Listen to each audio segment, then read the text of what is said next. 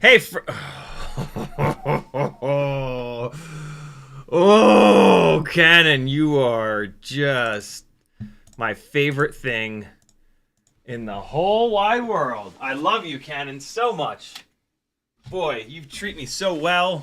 You definitely don't fail all the time. Hello, friends. My name's Aaron Ciotti, and I'm freezing cold. It is cold in this basement. Good Lord. Welcome to Gear Failure Friday. It finally happened in almost 4 years of flying gigs. Anywhere between 1 and 4 or 5 or 6 gigs a month, most months. I finally had a gear failure, a full-blown gear failure. And there's a picture of it in the description. And you can see what it is in the description. I think somebody already called it out in the chat. But if you haven't read whoever called it out in the chat, type what you think it was. And it happened right after that battery that you guys just saw, actually. In the chat, Cheetonian was first, Curtis Hayes, Northern Tier, FPV Toast, Borked Bits, Hypnos, what's up, brother? Frank Nicholas, Douglas 6, Rays FPV, Crom, Tony Morgan, Anonymous, Rays, Pito, Cheetonian again, CXB FPV, Islander FPV, Daniel 1964, probably Shortcuts, Chuck P, Weber FPV, Louie, Lambo Drive Zambo, I haven't seen you in a while either, brother, how you been? GR3, Spaceman Spiff, CH3, what's up everybody, thanks for coming. So I'll just the whole like, oh, type what you think it is. Oh, leave a comment with what you think the answer to the question is. That's silly. The power lead broke off deep down the wire. Deep inside the insulation of the wire. Luckily, it broke off in between batteries. When I was swapping from one to the next. But it's interesting because it's like it's all the way inside the insulation, which you can't really see. This is why it's important to get onto a joint and off of a joint as quickly as possible. The more time you spend with a wire, heating the wire up, the heat is going to travel down the wire and solder travels with the heat. So the solder, the longer you're on a wire, the farther down on the inside of that wire, inside the insulation, that solder is going to travel. This, you can tell when this happens when you've got like if you've got a wire hooked up to like a connector or a pad or something here, this is the connector or this is the pad. if the wire is like rock hard for like a good section, that's all solder. You want to have as short of an area as possible be rock hard on the wire, so that it's flexible there. If you've got a wire that like has this big section that's rock hard and it'll only bend like that, that's not great. That's a big old area of solder in there. And what can happen is where it does bend, which is hidden inside the insulation, that's where each individual strand is going to break as it gets pulled, as it gets bent, all that good stuff. So yeah, interesting kind of failure. We're going to take this XT30 apart, XT60 apart, and take a look at it, and maybe get this thing fixed. I don't know. The ESC pads are down kind of low. I'm gonna have to take some stuff apart, and I don't have any gigs lined up for like tomorrow or anything, so I don't have to scramble and fix this. But here's the important part about this, right? So this is a failed XT60. I could have probably on set pulled the top plate off, plugged in the soldering iron, stripped off some of this wire here to get down to the bare metal, to get down to the inner strands, I should say. There's a little bit of inner strand here that I could probably have quickly soldered it up to just to get this thing back up for the rest of the gig. But 2 is 1 and 1 is none. If you're going to do any kind of professional work, and if you don't want to give FPV pilots a bad name, which you should not, you never, ever, ever show up with just one of pretty much anything. Transmitters, it's hard to drag 2 transmitters around, right? And transmitters are super, super, super reliable. Goggles, same kind of deal. They're very reliable and they're pretty big, so it's tough to bring 2 sets around. But technically speaking, you want to have 2 of absolutely everything. The main wear item for us is the actual quad itself, right? And so showing up to a paying gig with only 1 quad is the dumbest thing you could ever do. Don't take a gig until you have a backup plan. For me, where is it? Ah, there he is. For me, the backup plan is analog. So it kind of works, right? Because analog goggles, my HD3s, are really small. And there's a really nice pocket in my low pro bag that perfectly fits analog goggles. It doesn't fit any other goggles. And so that pocket in my bag is, I mean, if I'm not going to bring analog goggles with me, I'll put some other stuff in there. But when I go to gigs, I will bring a digital Cinewoop and an analog Cinewoop. And this also gives me an excuse to bring 2 sets of goggles. If the DJI goggles go down, I can fire up the analog goggles.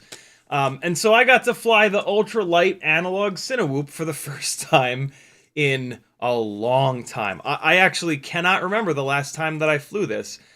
This is pretty much identical, other than it's significantly lighter. This is like the low-speed, ultra-lightweight setup.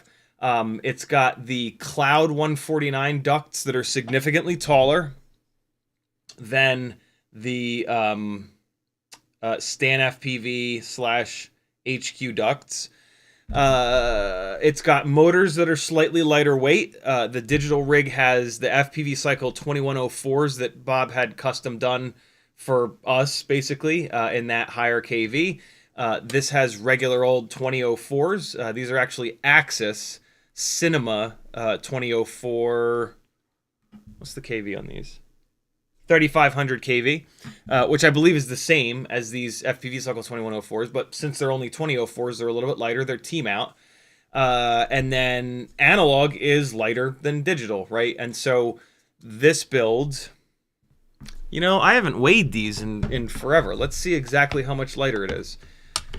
This build is also XT30, which is, I used to run only XT30 batteries back in the days of the lighter weight Hero 8.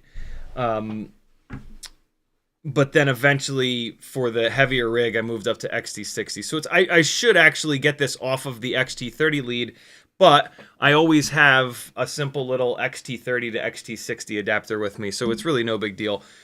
So this one here is 277. No battery, no camera. And then the digital build is... So it's 305, but there's a couple screws missing, so call it like 307, 308. So yeah, there is a legitimate weight difference between these two rigs, and they do fly different. They fly different probably because of the ducts, more than the weight. But it's interesting, man. I hadn't, like I said, I haven't flown this thing in a while, and it was noticeably slower. It was easier to fly. Doing what I was doing, flying around in that garage, basically, in this like multi-million-dollar home.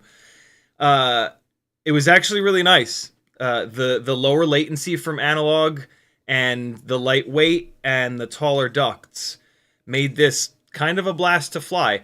And I didn't need any kind of range. So, you know, digital having better range meant absolutely nothing.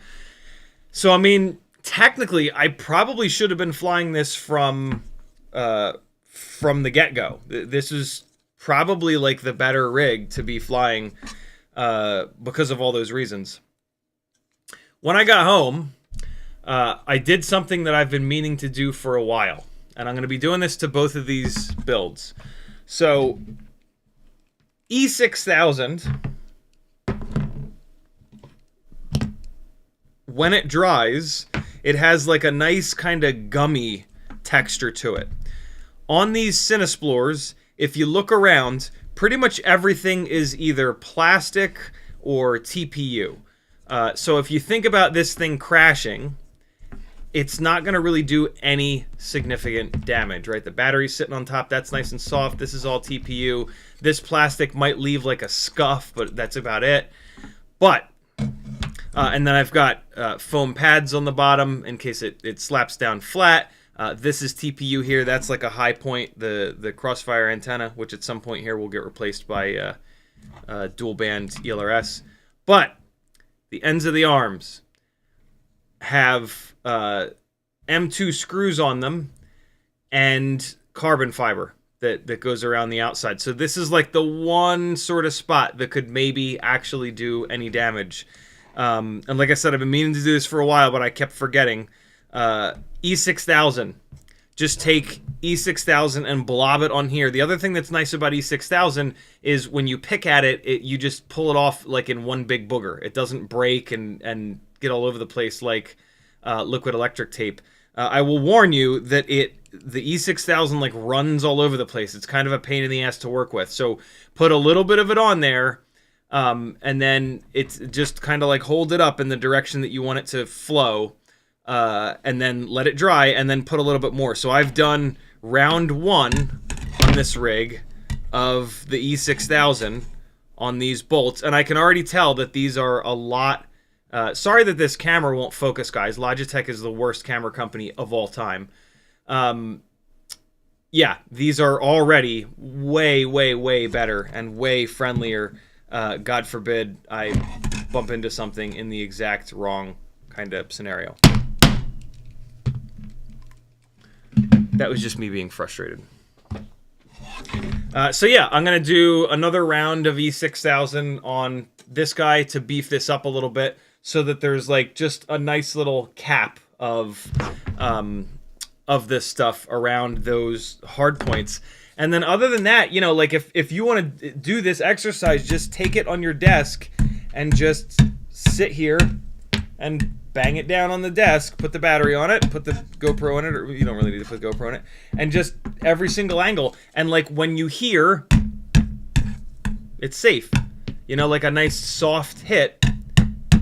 But then when you hear, this one I haven't done yet, when you hear, right, that ain't good. That high-pitched, snappy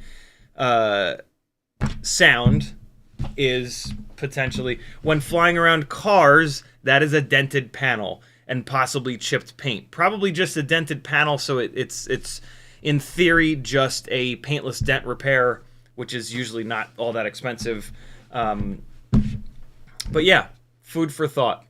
So yeah, I got to fly this guy, which was pretty cool.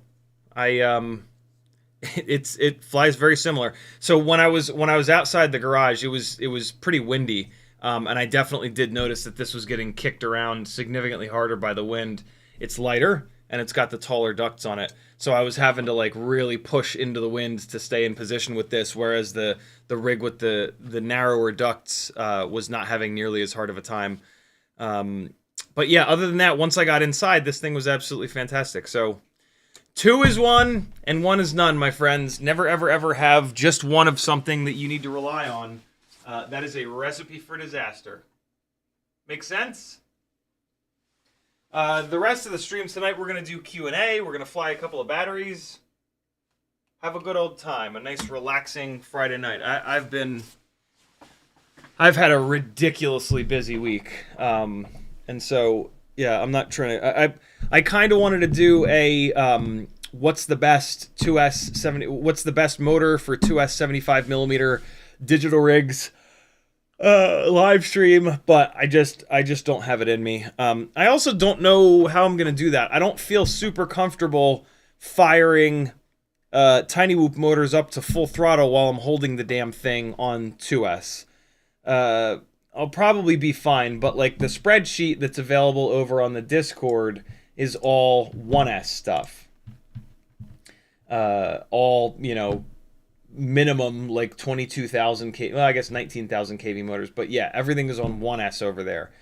And like, here's the other thing.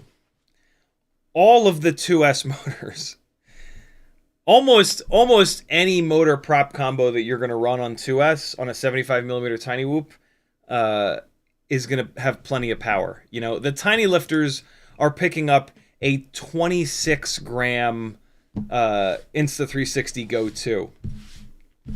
None of, even the BLV5 isn't that heavy. And so, yeah, 2S, I don't think it matters as much. I kind of do think that, like, buy the motor that is the color that you like best, that's close to the right KV, and you're going to be totally fine.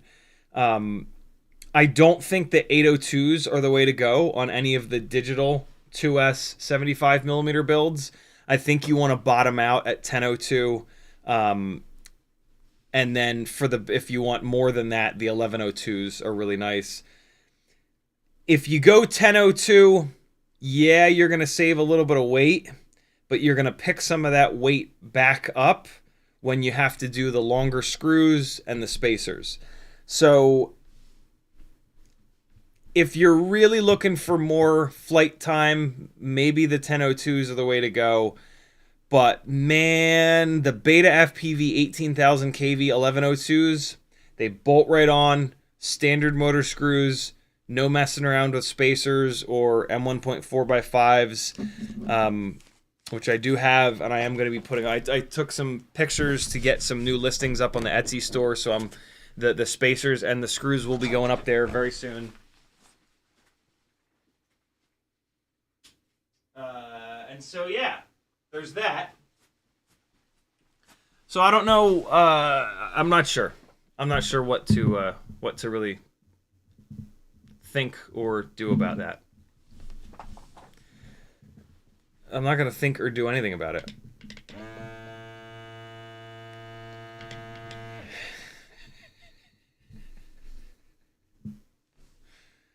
Hold on. What if I put it under here?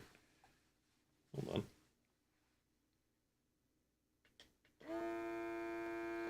Oh, it's cold.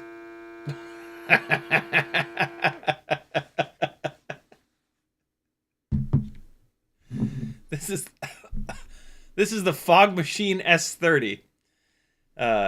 This is a photography fog machine that I got for Christmas because I'm a nerd, and I haven't been messing around with it much. I've been waiting to kind of mess around with it, and I busted it back out last night, and I did some fun little glip glops. Here, look. I've been meaning to mess around with it. I've just been kind of, you know, I'm a little bit worried about like the oil getting all over everything.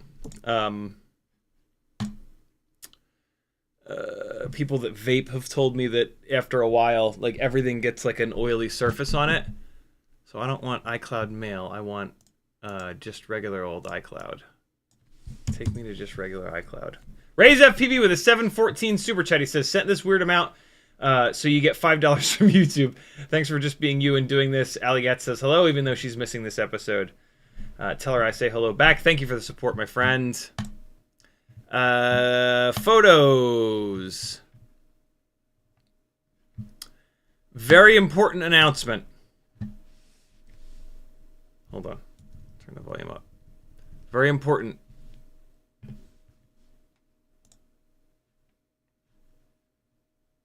Work! What? Public service announcement. Oreo flavored. I've got a quick but important public service announcement. Oreo flavored Oreos are back. There they are. There they are, my friends. Cookies and cream flavored Oreos, also known as Oreo flavored Oreos, are back. I've been looking for these for over 4 years. I got one of them, and then they just disappeared from the stores. Here's the magic to the Oreo flavored Oreos. You eat one of them, and you're good. They're a little bit too sweet, but when you just eat one, it's fine. If you continue to eat them, they're a little too sweet, and the sweetness like builds up, and it's not good. But you just eat one, like an adult, and it makes you happy, and you're good to go. Go get yourself some and tell me that it's not... It's partially like, you know, forcing yourself to not be an idiot. Also, Brain 3D's got a whole bunch of O4 mounts. Here you go. Here's what I did last night. What did you do last night? One rower, one pack. Oh, yeah. So that's the little LED pigtail from tinywhoop.com. Getting the job done. I got to do this again, but with someone else so that I can arm the damn thing. I was just like blowing the smoke around with my mouth a little bit, or just using like what was happening in the room. This was very fun. This was very, very, very fun to mess around with a little fog machine and ultra slow motion. Man, I would have loved this little smoke machine when I was into photography way back when. Look at that! Look how cool that is! Come on, yo! Ooh! Ooh! Look at that! Come on now. You can't tell me if there was a live stream, if there was a thumbnail for a video that you wouldn't click on that. You can't tell me that you wouldn't click on it to see why this Tiny Whoop is half covered in fog. Look at this! Come on. Look at that green. Showing that upside down ball sack for all it's worth. Ball sacking? Come on. Oh, God.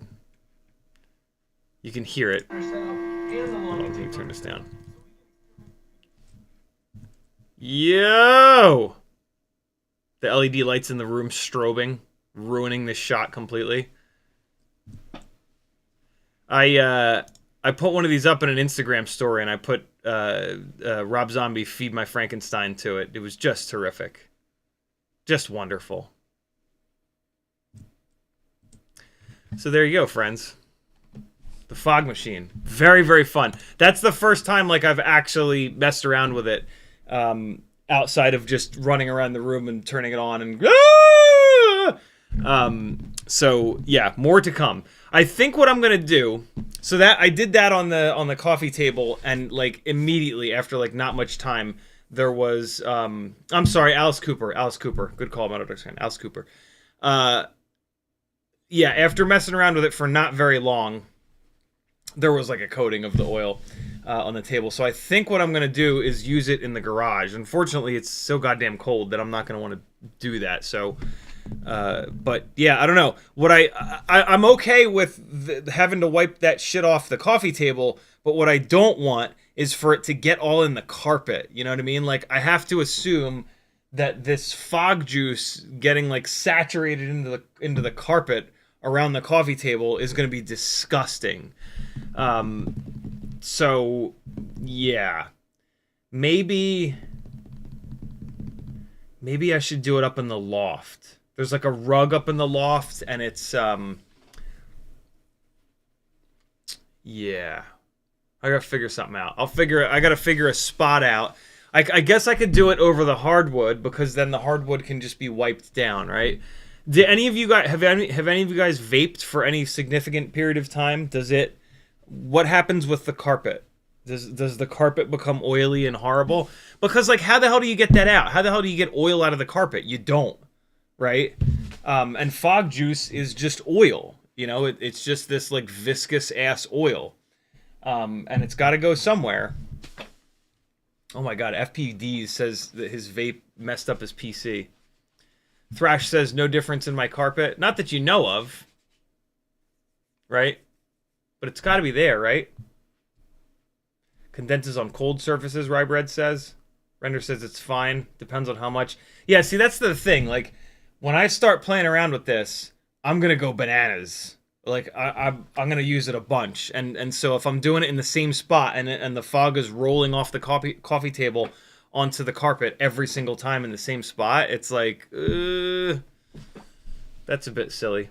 Lay down a sheet. Well, see, and that's the other thing, is that it, like, after it rolls down off the table, it then just goes everywhere. And so, like, I don't want this room to get covered in, like, a layer of this nonsense. So, I don't know.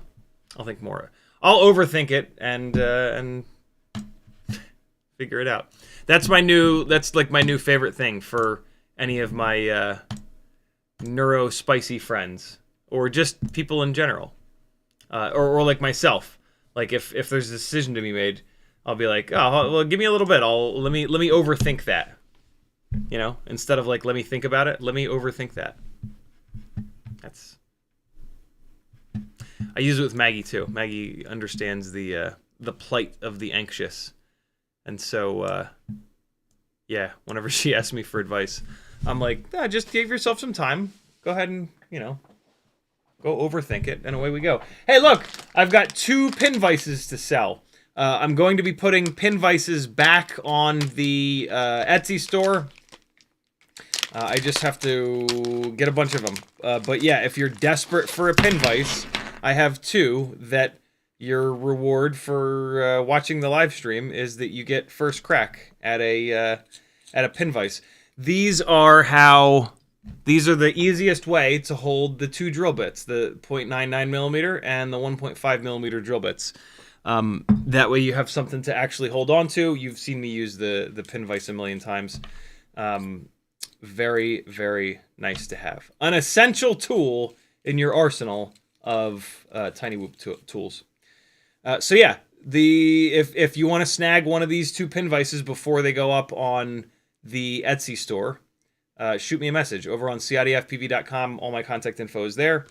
I think I want to sell these with the drill bits though. Like, that's kind of the point. Is that you're buying pin vise and both drill bits.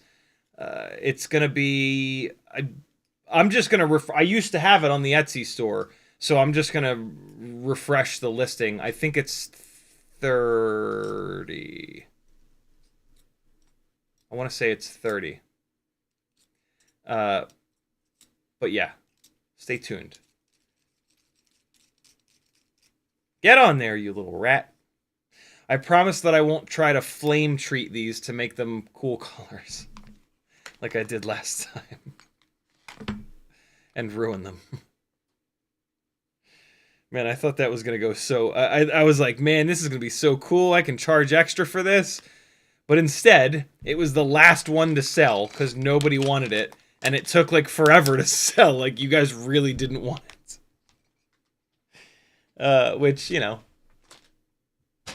I don't blame you. It didn't look great. I got like my finger juice all over it. Like the oil for my fingers got all over it. It looked disgusting. Raise FPV says, I DM'd you on Discord. Please check when you get a chance. I will check tonight. Maybe not tonight, because after the stream, Maggie wants to hang. So we'll see. If we hang and then I fall asleep, I'll get back to you tomorrow. If I can't sleep, I'll get back to you tonight. Cheetonian says, bless your heart, Cannon. Bless your fart, Cannon. CH3FPV says, yo. Cole Powers says, too much solder got sucked up. Steve Sims says, do you think that putting rubbers on your ball sacks might help keep the jello out of the camera? Probably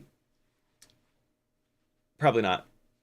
The main way of keeping jello out is better, like fresh propellers and or on tiny whoops, fresh propellers and or motors that aren't banged up.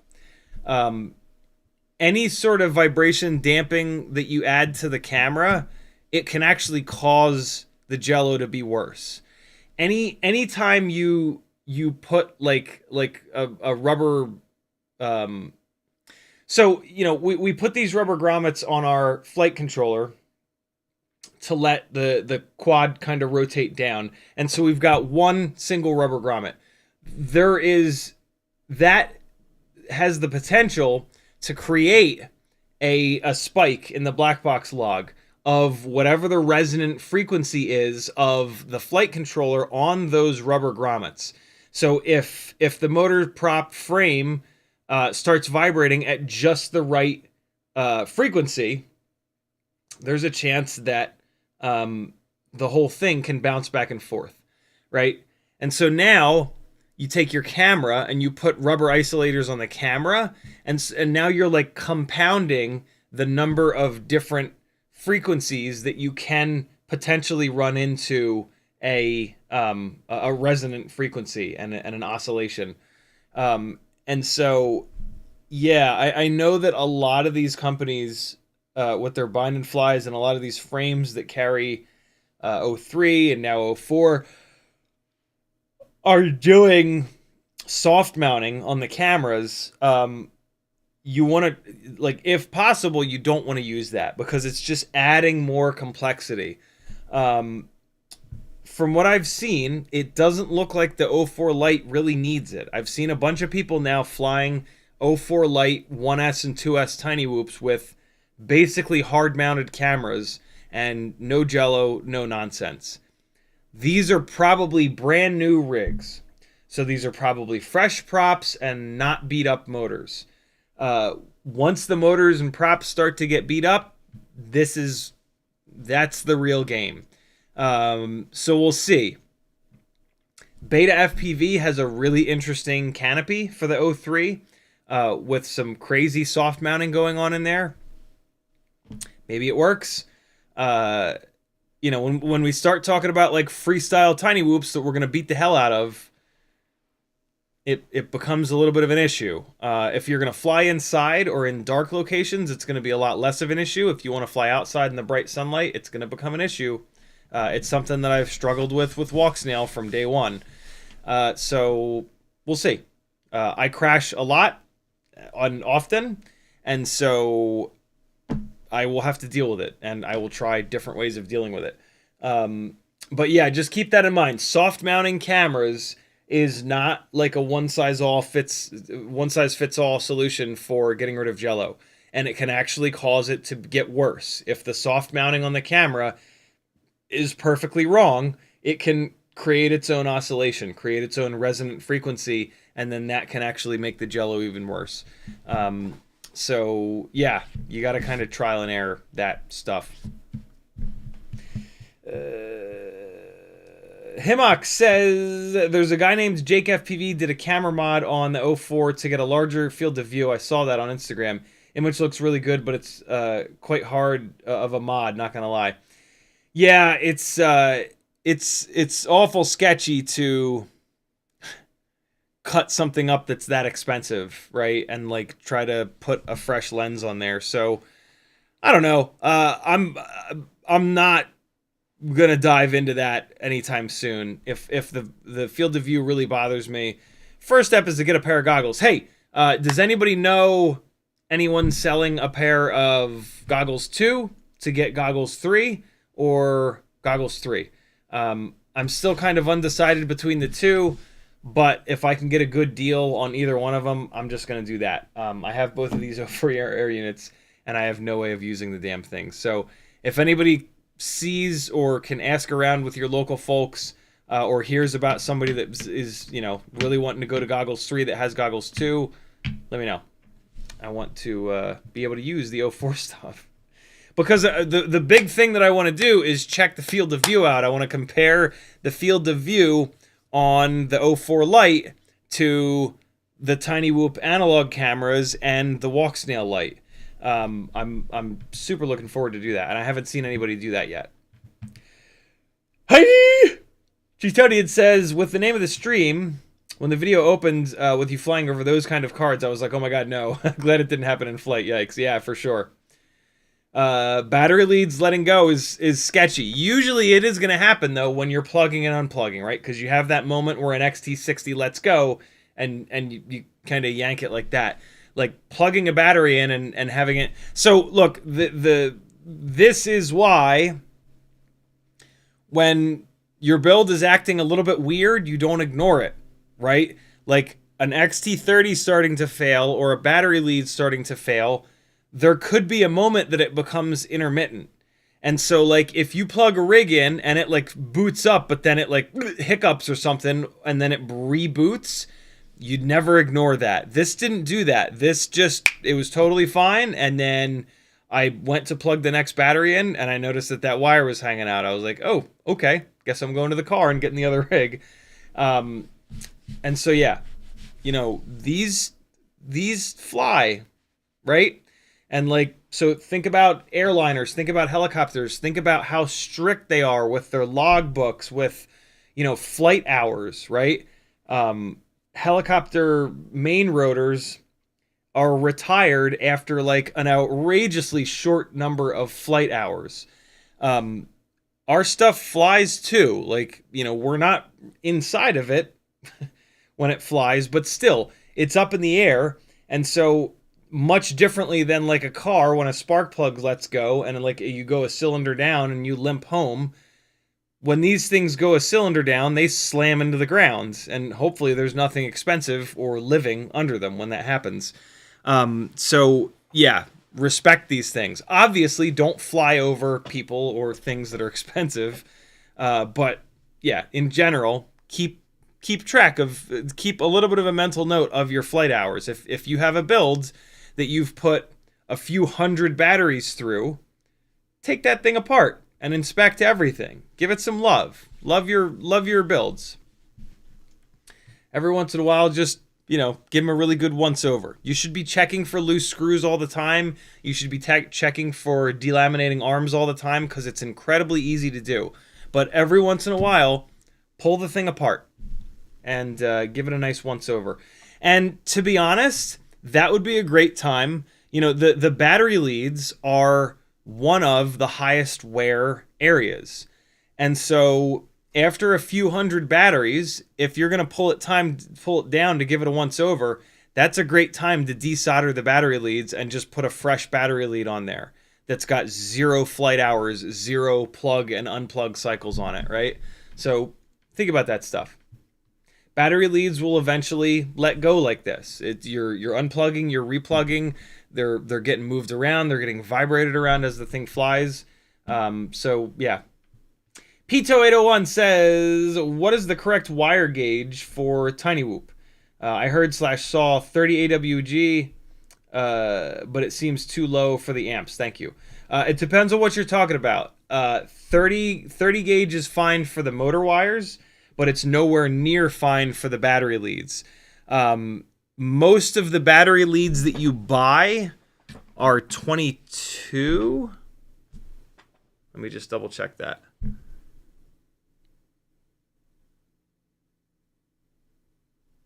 Where is it? Yeah, most of the battery leads that you buy are 22 gauge. Butterfly FPV swears by going to 20 gauge. 20 gauge is not going to weigh much more. It's going to be a pain in the ass because none of the battery leads that you're going to buy have 20 gauge. But I've fallen madly in love with these Tiny Whoop LED Fling flongs. Schling schlongs. No, not schlong. Where are they? Where are they? I just looked at batteries. Why? How is it not in batteries? It should be in batteries. Am I blind? Did I roll right by it? Man, where is it? I guess it's maybe in LEDs. Where's LEDs? Right next to it. I thought I looked in LEDs the other day and it wasn't in here. Or maybe it's just on the second page. Or maybe it's on the third page. Where is it?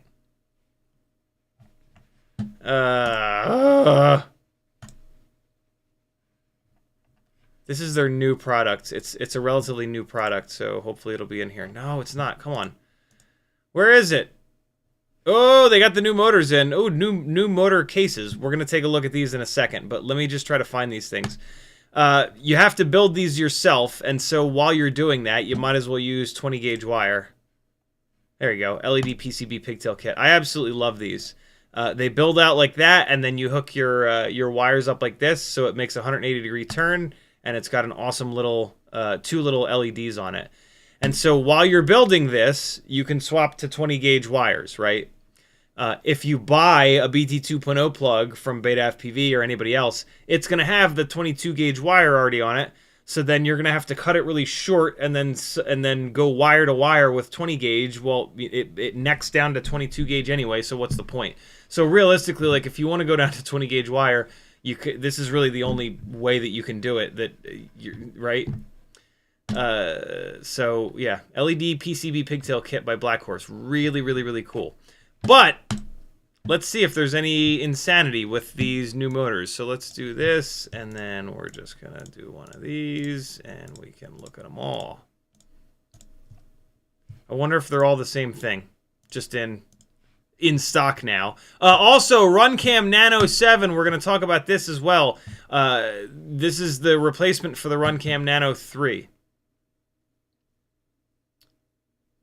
Okay, we don't need to look at anything else in here. So, oh, new bell design. Totally different bell design. Look at that. Okay. I don't know if that's a Happymodel motor anymore.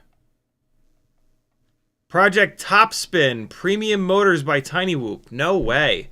Introducing the future of 802 with improved efficiency, higher maximum thrust, and an unslippable locking shaft. Oh, look at that. Motor bell indicates the motor direction. That's pretty slick. All right. Unslippable locking shaft. My assumption is that that's just a fancy way of... No, it's not. I was going to say, my assumption is that's just a fancy way of the spline shaft, but it isn't. Look, can you see how the gap here is a little bit bigger? It's a keyed motor shaft, it looks like. Instead of the connection between the motor shaft and the bell being round, they've flattened it out on the sides. So it's like that. Where the top and the bottom here are flat. This would be round, and they've done that. And so yeah, that will not slip. It could still come up and off, but it's not going to rotate, which is really, really good. That's a huge step forward. Damn. TinyWhoop doing it. Cool looking bell design. So, 802 30,000, which is good for 1S. That's actually a new KV, 802 30,000. 802 25, that's a little too low of a KV. Here you go, new iGals. 802 27. If you're thinking about getting the 25s, don't get the 27s. They're give you that little extra bit more. Hell, maybe get the 30s. If it were me, I would actually go all the way up to the 30s, but these are purple, so purple wins. But yeah, no real reason to get the 25s. Get the 27s for sure. And then if you don't want... Oh, there it is. There it is. Yeah, very, very cool, Jesse. Thank you. Good stuff. Yeah, get the 27s, and then if you don't want that extra power, just motor limit them down. If at some point you need the extra power, you didn't waste $45 on a set of motors that are too low of a kV, you know what I mean? 802 27s. Okay, with a 1mm shaft, so... okay, hold on. Let's see. I hadn't been looking at the motor shafts. All right, so the iGows are a 1.5mm motor shaft.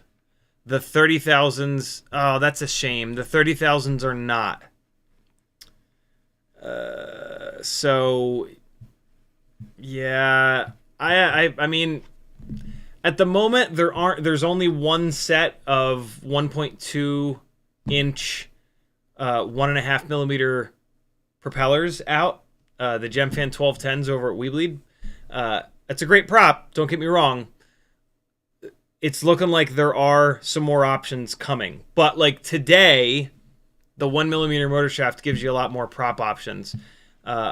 Hopefully, as we click through these tabs here, there'll be a version of these, or maybe even the 33,000 kV ones, with a 1.5mm motor shaft. Because, yeah, even on a lightweight 702 rig, the 1mm motor shaft just bends.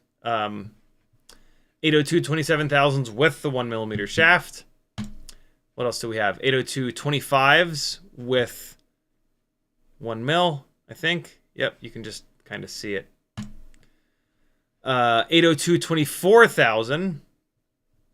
Like if you're going for ultra runtime or something like that, maybe go down to 24. Or if you like this color scheme, that's a really cool color scheme, the black and gold. What else? 802 22,000. Again, as the kV goes down lower and lower and lower, you do gain a little bit of efficiency. But I mean, having a higher kV motor and then motor limiting it down, or just not going full throttle all the time, you're gonna get the majority of that efficiency back. Don't like, yeah, I've played this game and I've never seen a significant amount of extra efficiency by going to a lower kV motor versus just flying a higher kV motor softer or motor limiting it down. 70, now we're into 702s. Look at, yeah, okay, so 702 with the new bell design as well. Look at Nightwing specific motors. That is well deserved with the really cool pink and blue from his logo. That is awesome looking. 702 26666. That's super funny. A little bit of a low kV for me, but we don't know anything about these motors, right? Like, Beta FPV 27,000 kV motors make a bunch of power. 28,000 kV motors. So maybe, you know, if these are not being made by Happymodel, or if Happymodel has changed the way that they're doing something, 26666 kV might make really good power. It's kind of impossible to know until we try these out. 702 27,000 kV Team Whoop Trek Edition. What is that? Very cool. Silver and gold. Whoop Trek. Really cool little logo there. 702 23,000. Now we're getting to the point where, like, I really do consider these to be way too low of a kV. 702 is a tiny little motor. You want more kV, but again, that's just me. If you want something that has ultra throttle resolution, lower kV will do that, or get higher kV and just motor limit it down. 702 27,000 kV, that's rad. Black and gold again, very cool looking. Wasn't there another 702 27,000 kV? There is. How come there are two? Are one of these a 1.5mm motor shaft? What's the difference here? Obviously the color. And maybe that is the only difference. 702 27. 702 27. Let me go a page down. Page down. Extremely lightweight, 1.22 grams. Extremely lightweight, 1.22 grams.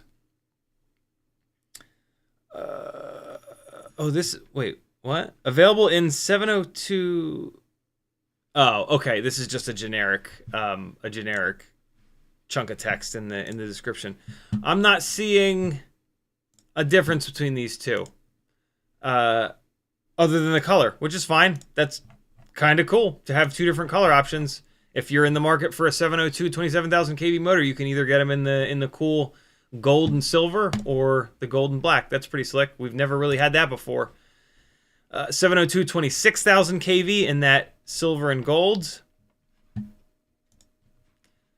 Now we're talking 702 29,000 kV. This is more what I'm into. Custom FPV branded. That's super cool. Again, well deserved. Already sold out, unfortunately. I don't know if maybe they just haven't been put into stock yet, but a really, really cool purple color going on there. 702 32,000 kV. Now we're talking even better. T-Dog black and blue. Love that. And cool. So that looks like it's it. That looks like those are the different KVs. So for me, it's going to be these T-Dog ones. Hopefully they come in stock, and hopefully I can snag a set. 702 32,000 kV. I'll be super interested to see how that compares to the current 702 32,000 kV Moon Travelers that I have on the Trans Rights or a Bytes rig. So yeah, awesome. That black and blue looks cool too. Runcam Nano 7. Apparently they just skipped the 6 and the 5, I guess. I mean, whatever. As it says here, the Runcam Nano 7 is the successor to the world-famous Runcam Nano 3, which has been discontinued. It uses a heavier, much larger lens. The image is great. It's now the default camera for the Mobula 6 2024. I wonder if this is the same thing as the FXT that was coming on the Mobula 6 2024, or if this is different. Here's an example of what I was talking about with field of view. This is the info that we should have when it comes to field of view. Go figure. Jesse puts this info in, right? Jesse has always got our back. Field of view is measured in diagonal, horizontal, and vertical. So for all we know, the 120 whatever it is field of view of the O4 Lite, that could just be the horizontal field of view, right? You see this 120? That's pretty damn close there. But also, like I've been explaining as well, none of these camera manufacturers seem to understand or adhere to the standard way of measuring field of view, because there are plenty of FPV cameras that say that one will say that it has 160 field of view, the other will say it has 170, the other will say it has 150, and they'll all be exactly the same. Or the one that says that it has wider field of view will actually have less field of view. It's a total mess. You literally just have to buy the camera and test it for yourself, or wait for a donkey like me to have an awesome little test rig like this created and sent to him from the wonderful Kevin Sumner, and test these things right next to each other. If you want to take a look at the images from like 10 or 11 or 12 of the most popular Tiny Whoop cameras, over on my Patreon, which is linked at CiottiFPV.com, there's a post to a Google Drive with all of the images from 3 separate tests that I've done. Light test, dark test. You can see the field of view. You can see the quality of the camera. You can see how much fisheye, where the fisheye is. And yeah, you can choose the camera that you like the look of best, rather than just blindly grabbing one. The Runcam Nano 7 I have not tested because I literally found out about it like a day ago. And so I will be snagging one of these because, yeah, I mean, I will stick with the Runcam Nano 3 because it's ultra lightweight. But it's hard to find. Pyrodrone has them. They are a version that's very bright, which some people don't like, but it's still super lightweight. What's really slick about this camera that I absolutely love is that it's got the holes in the corners. And these holes in the corners will allow you to mount this up to the old school Mobula 6 ball sack canopy. And that's pretty awesome, because I just cannot find another canopy that solidly holds the camera and is as durable. So this is cool. This is really, really cool that this exists. Do I already have a tab opened? I do. Yeah, I just want to remember that I own a snag one. Hold on, let me get some water. That'll wake me up a little bit. Hi, dog. What do you want from me? I feel like it smells like fog machine down here now.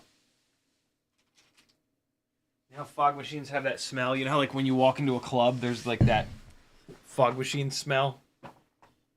I feel like that's going on in this basement now. It's not the worst smell. Also not the best smell though. It's alright. It smells like there's been partying going on here. That's a cool thing, right? Right?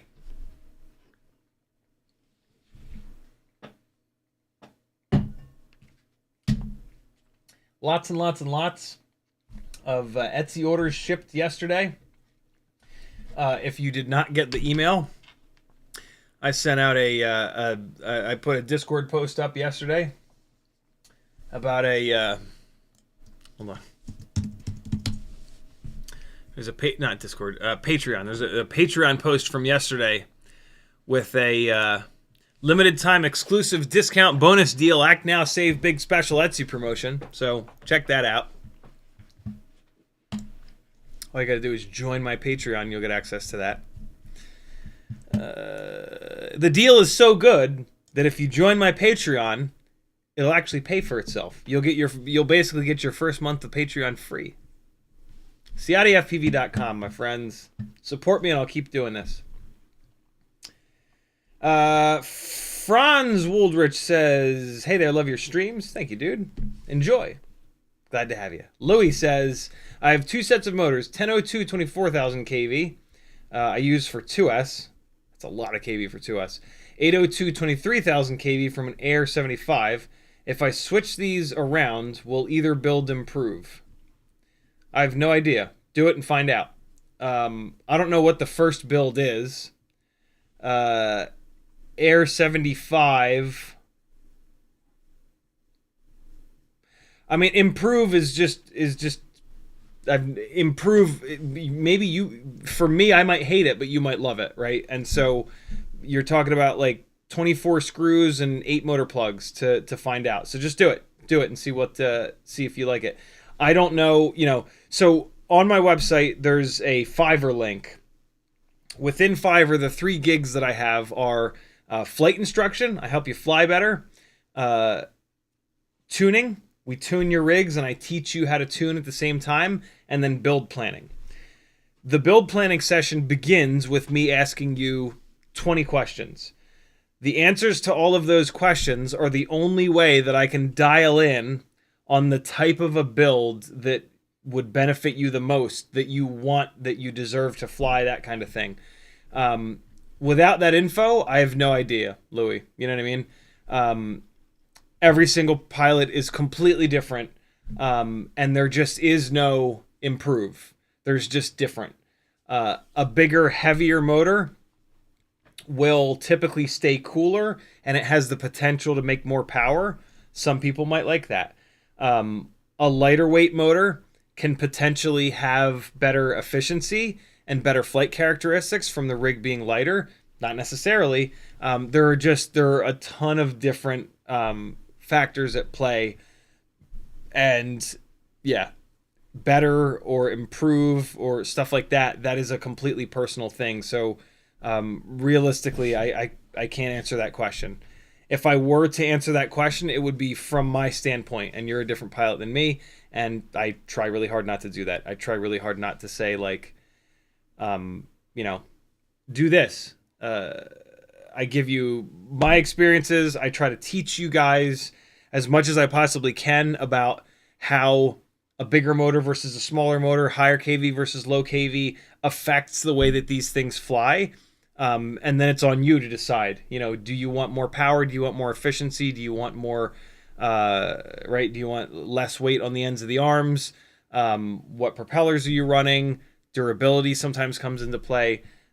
So yeah, but the long and short of it is going to be that a 1002 motor is going to be heavier. It's going to run cooler. And it has the potential to make more power. The other problem is that different manufacturers build the motors differently. So like a 1002 24,000 kV motor from one manufacturer compared to an 802 23,000 kV motor from another manufacturer, even though the 1002 should make more power, it might not. The thickness of the magnets could be different. The air gap could be different. The thickness of the laminations in the stator could be different. The winding could be different. One company could just be shit at making tiny little motors. There are just a million variables. It sounds like you have both of those, so just do it. Do it and find out, and let us know in the chat what your results were. Because that's the only way for us to figure this stuff out. I try my best to buy like either a set or at least one of every motor that exists, but I just can't. I can't afford that, and it takes a lot of time. IslandFPV says, "Do you carry any kind of liability insurance for your professional gigs?" I do. Skywatch? I think it's Skywatch. There's like one company that offers drone insurance, and then on my initial invoice that I send. So I do their minimum, which is $1 million. On the initial invoice that I send out, there's details about if you need more than $1 million in insurance, it'll cost you an extra blah blah blah blah blah blah blah blah. And yeah. Or although, to be honest, most gigs that I work on, they have their own insurance. This is something that I talk about on the sort of like initial fact-finding phone call. And usually they have their own insurance that they're covered under. So I usually don't even need it. Bora Bora says, what are those different types of glues being used for? There are so many of these with different numbers, thousands and letters. For example, which one is best to put over UFL connectors? Really good question. So Tiny Whoop is my favorite spot for the different glues. I'm assuming it's in hardware. Let me take a quick look though. Well, no, hold on. Let's just search for glue.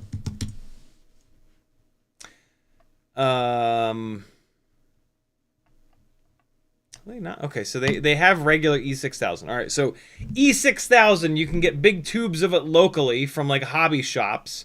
E6000 is perfect for doing exactly that. You put E6000 on. It's pretty goopy. If you put a little bit of it on, it stays exactly where you need it to. If you put a bunch of it on, it will flow a little bit. Putting it onto the ends of the arms on that thing, I put a big blob on, and it was kind of a pain in the ass. It was flowing all over the place. So I was having to like hold that rig one way, and then it would start to flow down, and then I would have to tilt it the other way and get it to flow. And then after like 5 or 10 minutes, it cured enough. E6000 takes like 24 hours to fully cure, which is kind of a pain in the ass. But E6000 does not care about heat. I think of E6000 as basically a heat-proof hot glue. It has a lot of the same properties as hot glue. When it dry, you know what? Hot glue would be a better choice for the ends of the arms. Yeah, so here's a really cool trick with hot glue, too. Because the ends of the arms don't get hot. Having a hot glue gun around is super annoying. So just keep your hot glue sticks and a lighter. And just hit the tip of the hot glue stick. I'm going to show you on this build, actually. We're going to do this right now. This is what I should have done yesterday. This will be so easy. Right? So what I want to do is pad the end of this. Right? And this is how you do it. So you get this molten. It's fucking molten! Who knows what movie that's from? It's fucking molten! Right, so you get it hot. And now it's molten. And you just touch it. And it's like fun. You like gloop it all around and then pull it off. And it gets a little stringy. But now you've got a super safe little arm end. And so one of the great things about hot glue is that once it cools, if you go to pick it off, the whole blob of it comes off. E6000 is the same way. The problem with the problem with hot glue is that when you get it hot, it goes liquid. And so putting hot glue onto your AIO, when the AIO gets hot, the hot glue loses its stickiness. E6000 does not. So E6000 is a much better choice to hold the UFL down because UFLs are hooked up to things that get hot, right? VTXs. And so hot glue is absolutely perfect for this application because it just cooled down and it's not flowing all over the place like the E6000 was. But if I need to get this hot glue off, oh, it's already completely cool. If I need to get this hot glue off, right, to get at this screw, I just pick at it with my fingernail, and once I get a little thing started, I peel it, and the whole chunk will come off. There's also, so the worst of the glues, the absolute worst, is liquid electrical tape. This sucks. And TBS uses this on their UFLs. They've got some reason that makes a little bit of sense, but no.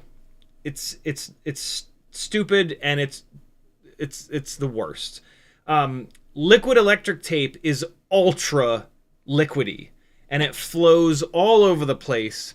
And then when you go to try to remove liquid electric tape with your fingernail or with a screwdriver or something like that, it flakes off, and it flakes off, and it flakes off, and it flakes off. I think you might be able to use like acetone or something to get it off, but like I hate it. I don't like it at all. I have half a mind to throw this away, but at some point there will be a specific use for liquid electric tape, and I will have it. But yeah, this stuff sucks. Don't use it. So we talked about E6000 hot glue sticks and liquid electric tape. Tiny Whoop also has, so this is sold out, but why I love the glue selection on Tiny Whoop is they have these tiny little pinpoint applicators. Tiny Whoop now has B7000 and T7000. These, I mean, Jesse does a great job explaining it in here, but look, they're all very similar to E6000. This T7000 is black. This B7000 is clear. They both of these that are both in stock for $3 whole have the little pinpoint applicator tips, which are just amazing. So these are what you want. Next time you do a tinywhoop.com order, get a tube of B7000 and T7000 V2. The original T7000 for 99 cents, it's very thick, and you got to squeeze the tube really hard to get it out of that little pinpoint applicator, and it's just kind of annoying. It's worth the extra $2 to get the V2 T7000. But so realistically, you've got glue sticks floating around somewhere. Throw a couple of them in your toolbox, and then next time you do a Tiny Whoop order, get a few tubes of B7000 and T7000. Now you've got heat-resistant hot glue, basically, in clear and in black, and you're good to go. These are both amazing. Amazing, amazing, amazing. And they will both, when you pick them away and pull them, they will stick together, and you will take the whole blob off all at once, which is really nice, because then you can reapply it. Liquid electric tape just sucks the biggest bag of dicks on earth. Because of how impossible it is to get off. I'm going to leave this hot glue stick out to remind myself to redo this. Well, and so here, I'll give you an example. I gotta do all four of these, right? So this is now completely cool and dry, and it's got like this nice rubbery texture, right? So like if I bang into something with the corner now, instead of hard-ass carbon fiber and metal, it's got this like padded thing. But look, if I need to remove this screw, I just come in here, I get it started, and it will pretty much all peel off in one big piece. Well, I mean, it broke once, but you know what I mean. I got a nice big... wherever. Liquid electric tape, it would take like 10 minutes to do this. It's super obnoxious. Wow, hot glue is not nearly as good as E6000. E6000 does there we go. I spoke too soon. Yeah, it pretty much all peeled off. But, that didn't take much time. Trying to do that job there with liquid electric tape, I'd still be doing it at the end of this live stream. It would be a total goddamn nightmare. And it's so like loose and viscous that it would flow all over the place. Wow, yeah, hot glue is not nearly as good as E6000. in terms of coming off in one big chunk. E6000, it sticks to itself very, very, very well, which is why it comes off in one big chunk. But yeah, look, right? 60 seconds and it's completely gone. Like, I might have the tiniest little bit here. No, it's completely gone, right? Hot glue is awesome. The big thing about hot glue, though, is that it doesn't ooze all over the place. Working with that E6000 last night on the other one, I was getting very frustrated because it was just getting all over. I got it all over the desk. Super annoying. But for most things, E6000 is really, really good. Those little tiny whoop containers too, you can put them in your flight bag, which so here's the other option too. What I was about to say is, since E6000 takes 24 hours to cure, having it in your flight bag for like going out and flying for an hour and then coming home doesn't really do you any good. You want this for that. This is Bondic, Bondic. There are a million knockoffs, but this is basically just the UV glue. It comes with this little UV flashlight, and it cures with the UV. The UV light cures this stuff. It's not as sticky as E6000, and it doesn't dry soft. It dries hard, but it cures right away. So for a field repair, Bondic is the way to go. It's the only stuff that's going to cure quick enough for you to get back up in the air. E6000 will not do you any good at the field. It'll still be all liquidy and viscousy when you're trying to take back off, and then it might as well not even be there, and then it's going to string out and get all over the place.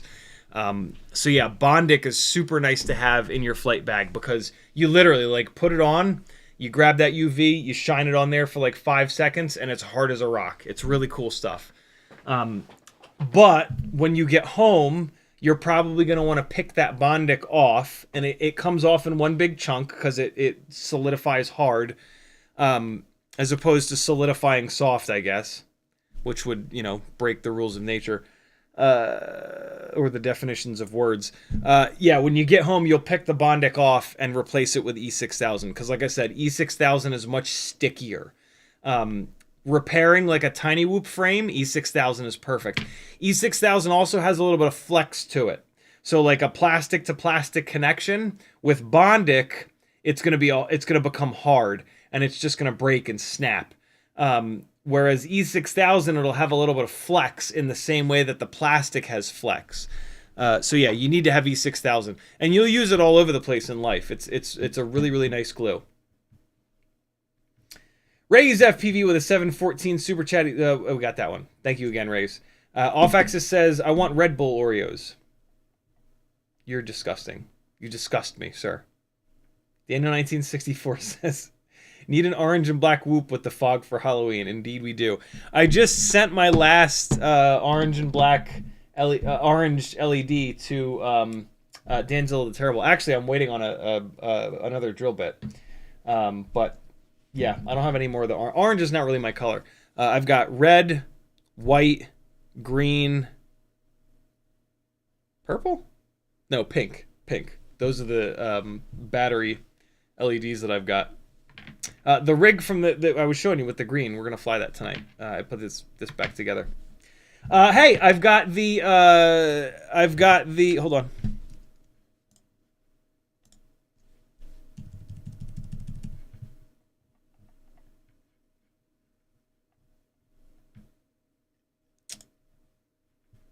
The most powerful tiny whoop motors in the world are available for sale. They're not fresh, but they're fresh enough. RC and Power 0702 29000s for sale. Full set. You've seen me fly them. I haven't crashed them that bad, but they're not brand new. So let me know if you want them. The runtime's going to suck, but boy, do they make some power. The motor shafts are ever so slightly skinny, so you're going to have to either do a little bit of super glue in the inside of your propellers and let it dry, or use your least favorite fine-tipped tweezers to score up the inside of the props to get them to grab on those motor shafts. Other than that, though, they're fun. Very, very fun set of motors. ThrashFPV says 360-degree spinning product reveals using the fog machine for the background could be sick. Yeah, for sure. And I do have, I got this really cool little, this is like the most underused tool in my entire photography arsenal. This is meant for doing panoramic images. This is a little, it's a glorified egg timer. And the battery's probably dead. Yep, battery's dead. But it's got slow, medium, and fast, 1/4-20 up top, and it just rotates. And you can tell it to do 90 degrees and then back, and then 90 degrees and back, or spin around in one direction or spin around in the other direction. And it's just super cool. 1/4-20 on the bottom as well. Yeah, really, really neat little Black Bolt BA20. BLACKBOLT-BA20. Super, super, super cool. And so what I've done with it a couple times is put like a little black plate on top of it, and then you put like a drone on top of that, and then it spins the drone around real slow. And then you put it onto fast mode, and it's like, it spins it like that. And then so you just do regular video, and then you like triple or quadruple the speed, and then you get like a proper rotation. But yeah, this is such a cool little piece. I don't necessarily know why, but you can unscrew this, and then this plate, I don't quite get it. I don't know why they wouldn't stop this here. This would make some semblance of sense, but it doesn't. I guess they did it so that you can get access to this for the screw, but it's very solid, and so I always just twist the camera on, and then it's good to go.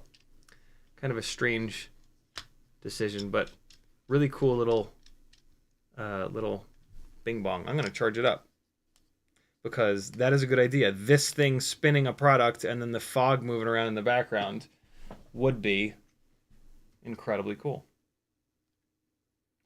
Man, I have all kinds of weird shit from back when I was into photography. Not weird stuff. Very, very useful, very like... Hold on, let me overthink that for you a while. Let me overthink that for you. Kind of stuff. Mostly like lighting gear. But that's what I was most obsessed with, was lighting. Still am.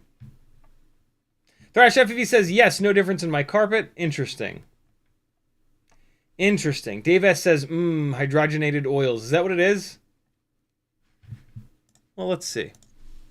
What do hydrogenated oils do to carpet?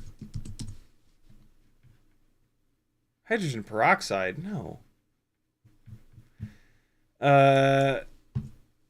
Will vape oil ruin my carpet?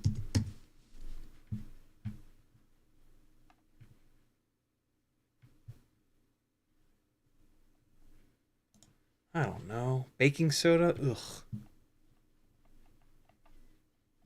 This is all people that have spilled it. I don't know. I don't care. I tried. I did 1 second of research. That's better than doing 0 seconds. ThrashFPV says, I was also born without a sense of smell, so take that as you will. I mean, of all the senses to not have, I guess that would be the best one. Although that sucks, man. Food smell is something like 50% of the taste of food. Off Axis says, more issues with vapes with glass and lens to my knowledge. What?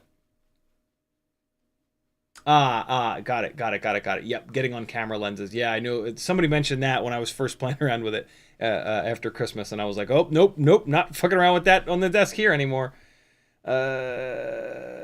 Dave S says, will ORT antennas work on O4? Yep, antennas are completely... any antenna will work on anything as long as it's the correct bandwidth, right? So any 5.8 antenna will work on any 5.8 a transmitter.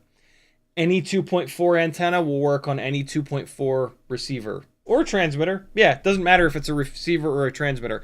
It's just you have to match up the the antenna 5.8, 2.4, 900. Those are the three main bands that we use in FPV. You need to match those up with that on the either transmitter or receiver. Other than that, yeah, you're good to go. AZ Lone Wolf says, what size screws are needed to mount the O4 on the AIO?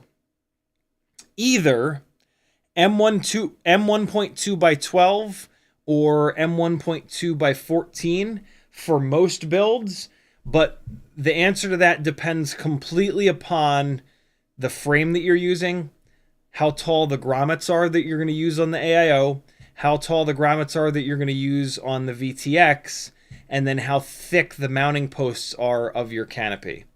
But like I said, for most builds, M1.2 by 12 or 14. YouTube did the thing, scrolling back up to try to find my place. Frank Nicholas says, I'll take a pin vise. I texted you last week if you had any. That's what actually that made me realize that like I should have them in. I'd like some other items when you have a chance to chat and discuss. Sounds good. Frank also says drill bits also for me. I'll text or email. I've actually run dry on the drill bits, but I have more on the way. So yeah, soon enough. Thrash FPV says, what good open prop frame for 1S? No such thing. To use my 450 and 550 mAh batteries and switch 75 whoop internals too. Yeah, in my opinion, there are none. They're just a 1S build that's open propped is not fast enough. Yeah, it's just not fast enough. And so you have something that's like 2 miles an hour quicker than a tiny whoop, but every single time you crash it in any kind of like grass or wood chips or pine straw or anything, you're going to have to take the walk of shame. And then when you try to shoot tight gaps, it's not accurate. And so it's going to slide all over the place. So you have like all the disadvantages of open prop, but like none of the advantages. And then you have all the disadvantages of like low voltage, low power, but none of the advantages like razor accuracy. So yeah, they're it's not that there aren't any good frames, it's just that it doesn't make any sense to do an open prop 1S rig. The flight characteristics they have no home. It doesn't make any sense to fly them anywhere. They're too slow to fly big, and they're too slidey to fly small. So it's like you'll build it, and then you'll fly it a few times. You'll get sick of taking the walk of shame. It won't do anything great. You'll put it on the shelf, and it'll stay there forever. And then eventually you'll look at it and be like, well, I can take these parts and build something that actually flies decent, and then you'll tear it back apart. So just skip the middleman and just don't build it in the first place. Use the parts for something else that makes more sense. Cool. Open Prop 1S is 100% hype train. That is, companies selling you something that looks good on paper, but then when you get it, it's just like, what does this do well? Matterson says, soft mounting O3 camera is necessary in a lot of cases for Gyroflow. I've experienced this firsthand. Footage could not be stabilized on a quad that otherwise flies awesome. Interesting. What, I mean, it doesn't matter, but I wonder what gyro is in the O3. I wonder if it's got like an 8K gyro or something, or a real sensitive gyro. I didn't even think about that.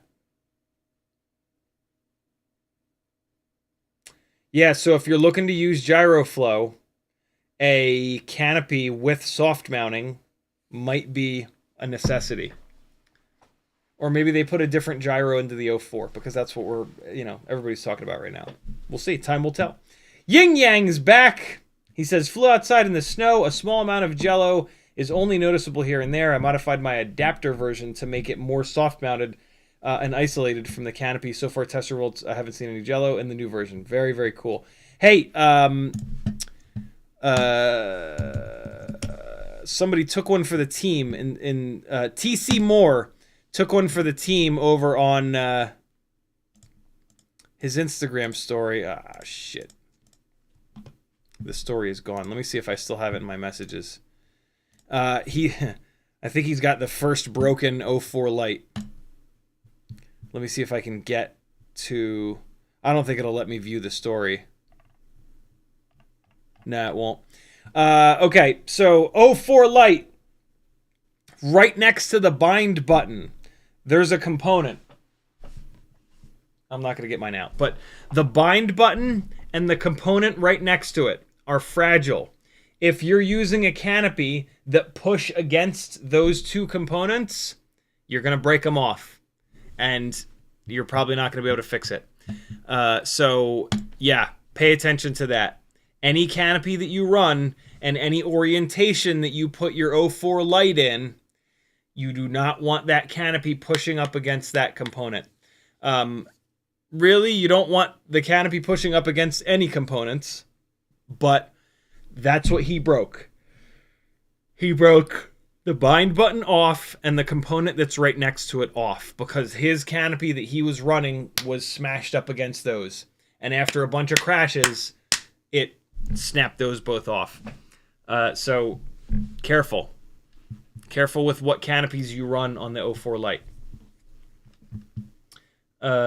Thank you for giving us that feedback, Yin Yang. Very, very cool of you. Levster says, "Hey guys, how are you? Sorry for your failing reg, but U4S. It is 4S. If it was 6S, it would have caught on fire. It would have been way worse."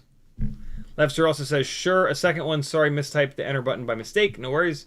ThrashFPV says, "How do you make your BT 3.0 leads and batteries less tight when connecting?" I don't. It takes so much force to get it apart. I feel like it shouldn't. Yeah, no, I wish it didn't. Although I've had that issue with BT 2.0 before, and the fix was on the battery. Yeah, so the fix was on BT 2.0 was to take my fine-tipped tweezers and the on the quad side it's pins, and on the battery side it's these jib jabs, and they're multiple pieces of metal, and so you just jam something in to open them up a little bit. I actually kind of want to do that because it is pretty obnoxious. What I'm going to tell you, though, is to be gentle. If you do this too hard and open them up too much, it's way more difficult to close them back up. So just do it a little bit. So just take your fine-tip tweezers and jam them in there a little bit, or find something that fits perfectly. Although... well, hell, never mind. On BT 2.0, these are not two pieces of metal. BT 2.0, it's two pieces of metal. Yep. Yeah, so BT 2.0, it's like this. It's these two pieces of metal like that. And so you can balloon them up. BT 3.0, it's a solid piece of metal. So the more times you plug it in, the more it's going to wear away at the metal. But yeah, there's really no way. I mean, I guess you could get a drill bit that's just the right size to take just a little bit of the material off, but good luck with that. If I'm not going to do that. If you do that, let us know what the right size is, because that's going to be total trial and error, and you're going to have to get it just right. B-Mud Skipper says, "Have you run into a BT3... Got that? Wait, no, that's another person asking the same connection. It's the same exact question 1 minute later. Yeah, they're too tight. Beta FPV got the tolerances just barely wrong. Oh, yeah, look, Thrash says, B-Mud Skipper, holy shit, same LMAO. B-Mud Skipper also says, "Please recommend silicone-coated wire for flexibility and heat resistance for soldering when doing 20 AG leads." Yeah, never, ever, ever, ever use the PVC-coated shiny-ass wires for anything. It's just awful. Always, always, always use the nice soft silicone wires. Anytime you get those shiny, stiff wires, throw them away. They're good for nothing. Yin Yang says, picked up the iGals earlier today. Very cool. Thrash FPV says, do these motors have 1.5 millimeter shafts? That's my deciding factor. Yeah, so we talked about that. The iGals do. Cold Front and Penguin says, on my transmitter, when moving the switches, the transmitter doesn't recognize movement when physically moving them. What could be causing this?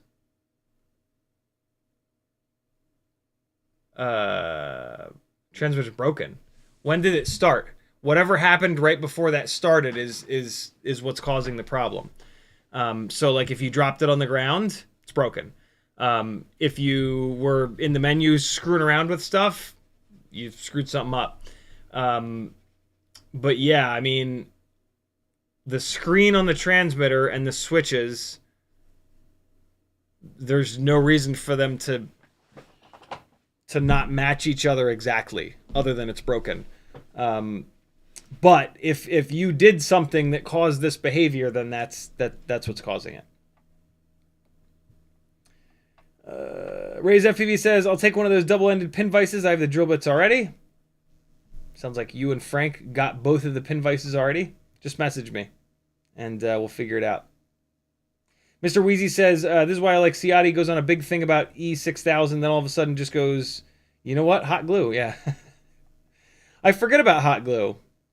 CXB FPV says, what about Welder's glue? Welder's is E6000. I don't know if they're actually the same thing, but I've used them both, and they're the same thing. Yeah, Welder's is sold here in the U.S., and it's... JMP, thank you for the super chat, brother. Where's it at? He says, can you explain the components of a whip antenna? Lost the clear end piece, and now reception is compromised. So the clear end piece is the active element. AZ Lone Wolf, you're next. The clear end piece is the active element. So we've got...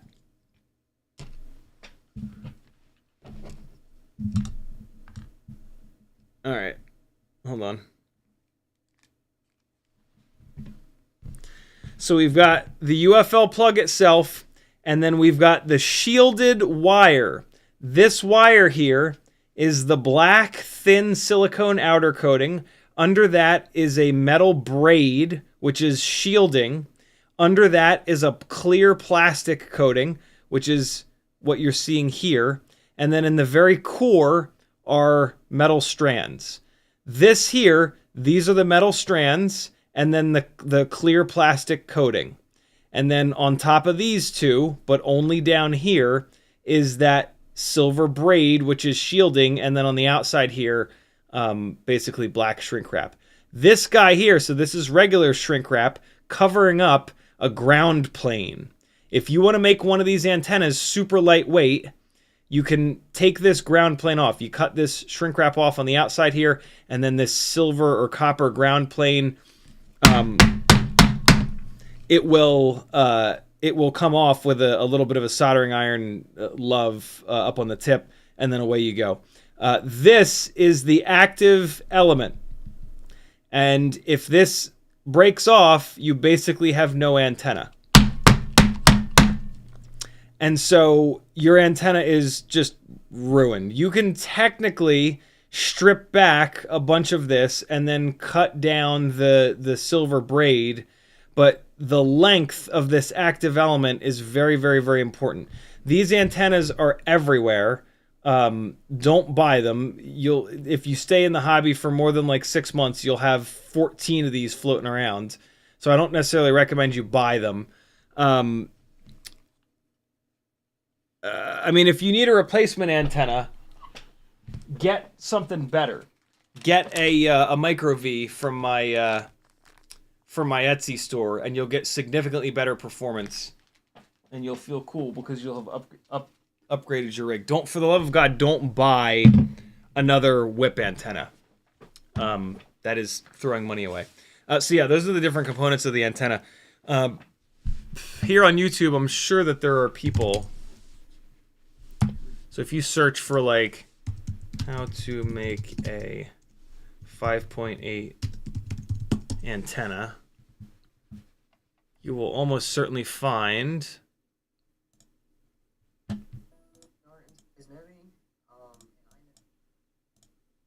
folks showing you how to do it. So there you go. So right now he's cutting through the outer. In this case, it's a clear silicone. So this is the same thing. So he just removed it, right? So there's that metal braid. That's the shielding. And see, he's pushing the shielding back. And then he's going to remove the shielding. Clip, clip, clip, clip, clip. And now here's that inner plastic. So this is now an active element. This is the active element here. This antenna will work as long as this is the right distance. And that's what he's measuring with these calipers here. And it looks like he didn't have it quite the right distance, so he cut it down a little bit. So this is now the active element. This is a big, thick antenna, but they work the same. So yeah, this is now a functioning antenna. And he's going to put it onto an SMA lead, which we don't need to watch. But yeah, that's the process. Outer braid, outer silicone or plastic, the braid, inner plastic or silicone, and then a couple strands of wire on the very inside, which are the actual active element. The full length of the antenna does matter. This full length from the UFL to the tip of the active element does matter. It does not matter nearly as much as the length of the active element outside of the shielding. So the best possible antenna will be the correct total length and the correct active element length. One of the things that a lot of the tiny whoop racers do is they take these whip antennas and they make them like this long. They cut them all the way down so that the active element is like right here. That is the worst possible performing antenna that you can have, but they're trying to save like 0.5 of a gram, and that's how you do that with one of these. If you want an ultra lightweight whip antenna, just remove the ground plane, and this antenna becomes 0.2 of a gram. Leave it the full length and leave the active element, but remove this shrink wrap here and the ground plane that's under it. And for flying around the house, it's totally fine. I have a bunch of rigs on ultra lightweight antennas like this, but the Micro V is really the way to go. It's super light, incredibly durable. The performance is better than any of the whip antennas, and it's lighter than the whip antenna with the ground plane and the. So basically, regular whip antenna is sort of like the heaviest option, and it performs like decent. A little bit lighter is the Micro V. It performs better and it's lighter, but you got to pay for it. And then the whip antenna with the ground plane removed is the worst performance, but it's free and it's the lightest. So that's how it all kind of breaks down. Always good to revisit a Project Blue Falcon video. Very cool. That one of the things I love most about YouTube is that it kind of makes you immortal. And, you know, Blue Falcon died in a motorcycle accident many, many, many years ago. But his impact on this world will forever be on YouTube. And that's pretty cool. That's a really good reason to learn how to edit and to start putting stuff up on YouTube. You know, God forbid something happens to you. All of the people that have ever known you will be able to revisit you until YouTube shuts down someday. Hope not. AZ Lone Wolf with a $5. JMPFPV, thank you very much for the super chat, brother.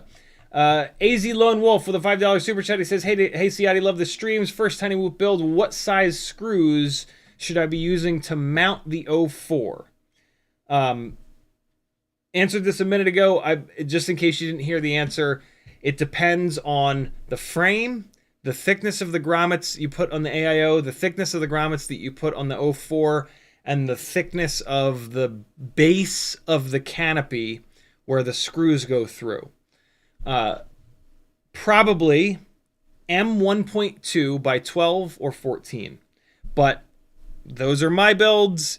My builds use the M1.2 by 12s. The Vision 40 on Rotor Riot uses M1.2 by 14s. If you're thicker than that Vision 40 build, you're going to have to go up to 16. But don't do that. You want that to be as low as possible.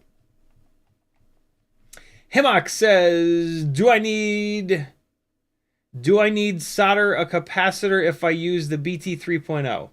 2S build running the new bit. You do not need a capacitor. No. Capacitors never hurt.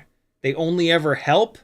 So, you know, if you have space for one, run it. But I refuse. I don't run them. And I've not had any problems related to not running them. B-Mud Skipper says, hey, have you seen the floss trick to lock those loose props on? I always forget about that. You put floss into the prop that backs up through the hole and push it on, cut the excess floss off. Flat floss works really well. Yep, that's another way to get props to fit tighter. I've never used that trick because I always worry that it's going to throw the balance off slightly. It's probably negligible. But yeah, that is another trick to getting props to fit better, is just push a piece of floss through the hole in the prop and then mash that prop on and cut the floss off. ThrashFPV says, ask ChatGPT about... I've actually never used ChatGPT. I've seen people use it. I don't need that in my life. It's creepy. CMYKFPV says, yo. What's up, brother? B-Mud Skipper says, you can make a very minimal whip antenna by simply exposing the proper length of exposed wire. I used an older UFL extension to make my antenna for the O4. 13 millimeters is the length for 5.8. So there are actually all different lengths. There are different lengths because the active element, it just needs to be a fraction. It needs to be like so there'll be a length for like 1-to-1, and that'll be obnoxiously long. But that's the best performing length of active element. And then an antenna will work almost as well if you go half that length or a quarter that length. I think even a fifth of that length. They call this quarter wave, fifth wave. You'll hear those if you do any research on Google about antennas.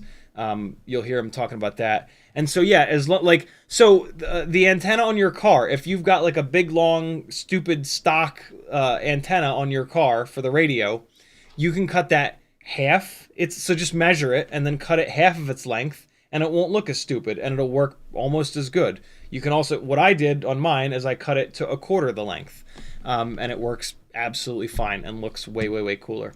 The Mazda 2 looks like a giant RC car with the regular antenna because it's mounted like at a 45-degree angle in the front of the roof line, and it just looks so stupid with a big long antenna. And somehow it came up, and I was talking to my dad about it, and he was like, yeah, just cut it in a fraction. And I was like, really? He's like, yeah, as long as you keep like half, quarter, eighth even, antennas still work really, really well. So there's all kinds of lengths, but if you cut it to like 1/4.5, that's not it. Like, you can technically do any you can put 1/ and then any number. You got to have like a whole number in the bottom of that fraction. 1/2, 1/4, 1/5, 1/8, right? That kind of thing. 1/6. Just Google it. Google proper active element length for 5.8 G antenna, and there'll be 8,000 articles about it because, you know, people much smarter than us FPV donkeys have been using antennas for eons. Denzel the Trouble says, sorry I'm late. Bent FPV says, what kind of goggle battery do you use for your Fatsharks? I've been using 18650 Fatshark case, but barrel connector is fragile. Don't have a charger for regular lipos. I use the old school Fatshark lipo with the built-in USB because it's super small and lightweight. Unfortunately, it's like the worst battery ever. And then I also use, what I really like are these.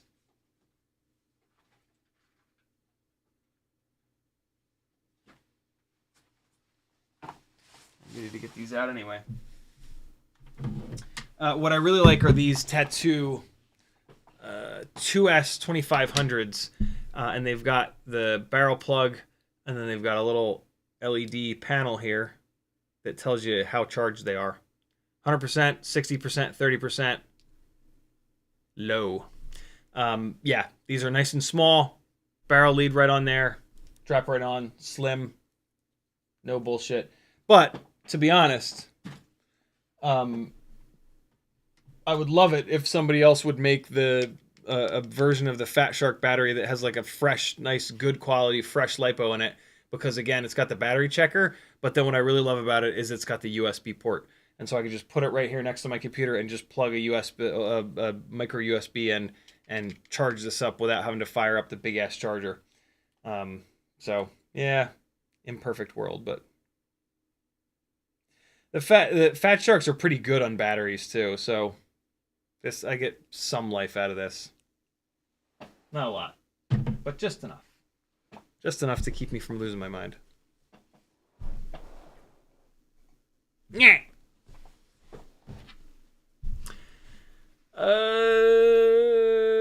Yin Yang says the new design has padding for that. I didn't notice that it could collide with the VTX. What new design, Yin Yang? I'm not sure what you're referring to. I think you're talking about canopies, but I don't know which canopy you're talking about. Cheetonian says, I'm running the Rotor Riot canopy. They sell it separately. TPU, 3D printed, super heavy, 2.5 grams, but it doesn't hit anything on the board. That's nice. Yeah, we're going to see a lot of different canopies. So far, there's the Rotor Riot canopy. There's the Beta FPV canopy with the crazy soft mounting. There's the canopy that comes from Happymodel on the Mobula 8. I actually sent Jason a message earlier today asking if he needs anybody else to review the Mobula 8. I would love to get one and do a full live stream about it. And then I would also like, and I offered him to do like a full-blown edit, like maybe a drift edit, although the drifting place is not opened again yet, but I'll do something cool. And then there's a couple on printables and or Thingiverse and or Yegi as well. So we have a bunch of canopies already. The canopy that TC was using was 3D printed, maybe? I actually don't know. I don't know what canopy he was running when he broke the bind button off. Dead Stiff says, bought some sub 250 0803 19,000s and Flywoo 1002 23,000s for 2S builds. Looking for a little more initial punch than the Happymodel 0802 20,000s. So for analog, lightweight 2S 75 mil builds, I actually am the biggest fan of the 802 19,000 Happymodel motors, but the 20s would be about the same. I've got the motor limiting at like 85%. I don't need any more power than that. What's nice about the 802s is they're so lightweight. The sub 250 803s I was very disappointed with. I had really high hopes, but they just hammered the shit out of my batteries. They didn't really have the power to back it up. In fairness, they were on the digital build. If I'd put them onto the analog build, they would probably be... Well, they would have been too much. They would have been too much. The 802s are just right, in my opinion, for the nice lightweight analog builds. But that's, you know, my builds are pretty light, right? Like, the 802s absolutely will not work for the digital builds, and the digital builds are only another like 6 or 7 grams. So, for example, the 802 19 or 20,000s feel perfect to me on sub 40 gram all up weight builds. I'm at 39.8 grams. That's with these brilliant little Tiny Whoop 2S 300s that are sold out right now. If you're running a 2S 450, that is another like 6 or 7 grams heavier, I think, than this battery. And so you're basically into a digital build. And so, yeah, the 0802s will not perform great in that setup. the 1002s are where things really start to get interesting. 23,000 kV is a bit too high. You're going to want to do a big old motor limit on that. I would go down to like 60% to start and then gradually creep it up from there. But yeah, other than that, you should be good. Did I... Hold on. I wanted to make... I swapped the antenna. I put a fresh antenna on this. And then I did remember the E6000. Cool. So this guy is ready to fly again. This was down. I'd lost the antenna on this for a little while. I would mean to fly it again because it's just so fun. So yeah, let me know what you think about those sub 250 803s. Like I said, I had such high hopes. I was like really excited. But like the runtime was just awful compared to 1002s. But that does make sense. 803 is less than 3-to-1 width to height ratio. And when you do that, you don't have enough of the motor out into the airflow from the props to keep that motor cool. And one of the easiest ways to have a motor become extremely inefficient is for it to get too hot. And so it does make sense, right? 803. If it was 903, it would be 3-to-1.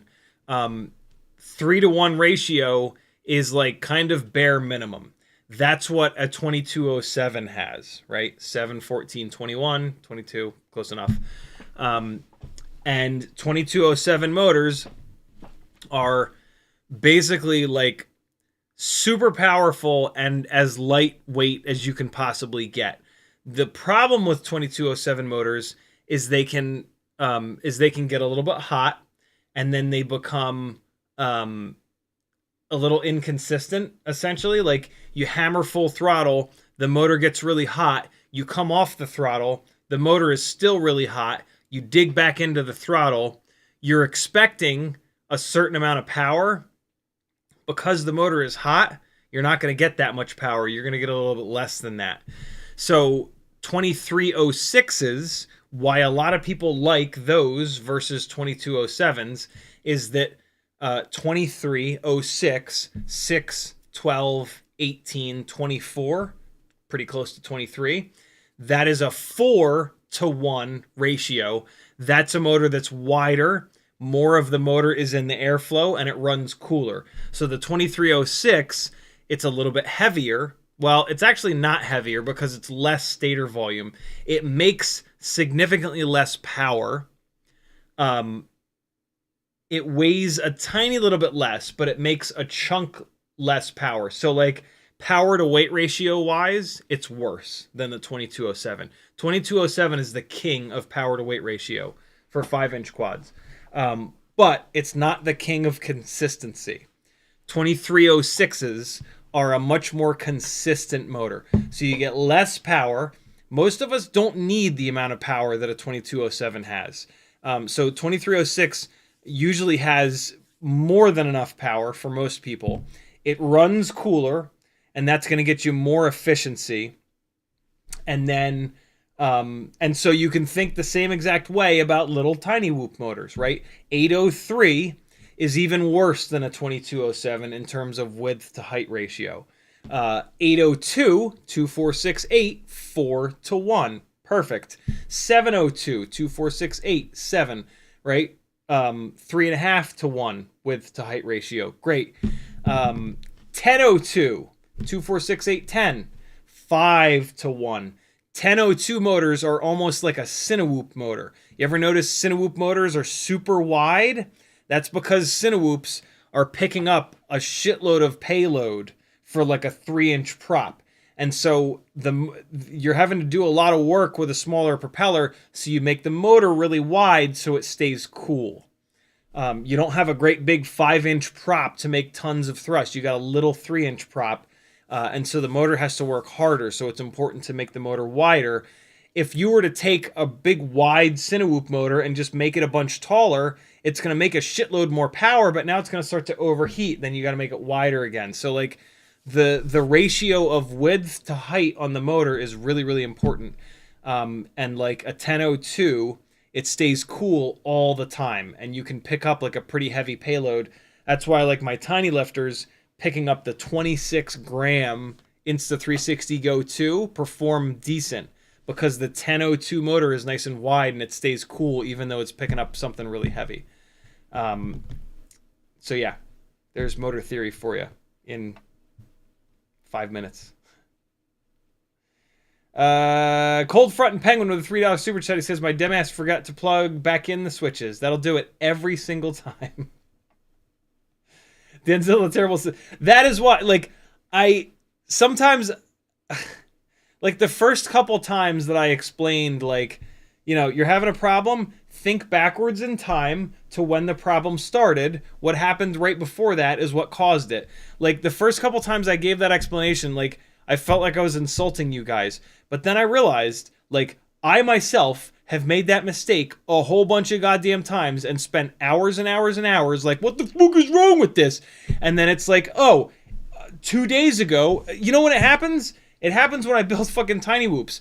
I unplug a set of motors, I take the canopy and the AIO off, I put them into a different frame, I screw the canopy down, and then I put it down on the table. I come back to it 2 days later, I put a battery into it, and I sit here, what the fuck was the motor spin for? What a piece of shit. I'm in beta flight, I'm fucking reinstalling Blue Jay.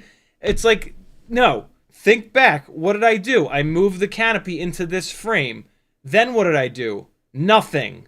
Oh, look, the motors are unplugged, right? Like, when I hope you guys don't take offense when I tell you that, because, yeah, I've made that mistake plenty of times. Denzel the Terrible says they should call it the micro Viotti. The micro Viotti. CMYK says Oscar Liang has also has a tutorial on making whip antennas. Nice. Can you... never mind. That'd be easy to... Whoa! Wooden Props with a $49.99 super chat. Dude, incredibly generous. Thank you. He says, been busy with work and out of touch for a while. Good to see you good to see you again, and always amazed with the Ciotti vast warehouses of knowledge. Thank you so much, dude. I'm clicking the little heart thing. Dude, very, very generous, man. Happy New Year. If you have any other question, by all means, fire away. Make sure you tag me, though, or else I won't see it. JMPFPV says, I only have 3 whips floating around. Thanks for the tutorial. You're welcome. Whoever that was, I don't know if that, I think it was you, JMB. Whoever it was that had the active element break off of their whip antenna, they always break off right between the insulated part and where it actually becomes the active element. Those of you that have been around for a while have... Ooh, that's pretty much the end of the live stream. Have seen me prep the... prep my antennas. And here's how I do that. This one I did pretty extreme. I don't usually do it this extreme, but... you put a little piece of shrink wrap between that connection point where it goes from the active element to the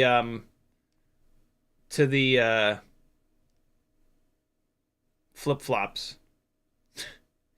If you have the ground plane on, you can't do that, because underneath this, the ground plane runs right into the active element. And so you can only really prep these antennas if you've removed the ground plane here to make yourself an ultra lightweight antenna. And so, yeah, but if you're going to make the ultra lightweight antenna, you might as well put a little, again, I went a little extreme here. This is just rubber shrink wrap.